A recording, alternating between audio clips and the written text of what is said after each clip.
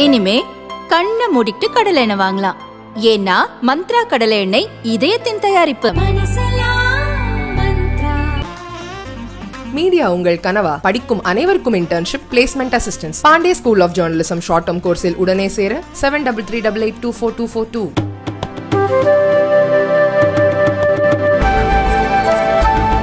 கடலூர் மாவட்டத்தில் ரேஷன் கடைகளுக்கு வந்த 90 டன் துவரம் பருப்பு தரமாக இல்லாத காரணத்தால் அதை நுகர்பொருள் வாணிப கழகத்தினர் திருப்பி அனுப்பினர். கடலூர் மாவட்டத்தில் உள்ள 1416 ரேஷன் கடைகள் மூலம் சுமார் 7 லட்சத்திற்கும் அதிகமான குடும்ப அட்டைதாரர்களுக்கு அரிசி, சர்க்கரை, மண்ணெண்ணெய், துவரம் பருப்பு மற்றும் பாமாயில் போன்ற உணவுப் பொருட்கள் விநியோகம் செய்யப்பட்டு வருகிறது. தற்போது தேர்தல் நடத்தை விதிமுறை அமலில் உள்ளதால் துவரம் பருப்பு, பாமாயில் போன்ற பொருட்களுக்கு தட்டுப்பாடு ஏற்பட்டுள்ளது. இதனால் கடலூர் மாவட்டம் முழுவதும் உள்ள நியாய விலை கடைகளுக்கு இந்த மாதம் வழங்கப்பட வேண்டிய பாமாயில் மற்றும் துவரம் பருப்பு விநியோகம் செய்யப்படவில்லை என்று கூறப்படுகிறது.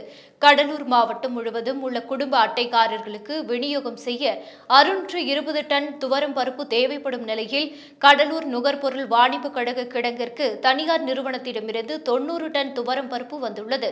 அதை அதிகாரிகள் பரிசோதனை செய்தபோது தரமற்ற முறையில் இருந்தது கண்டுபிடிக்கப்பட்டது.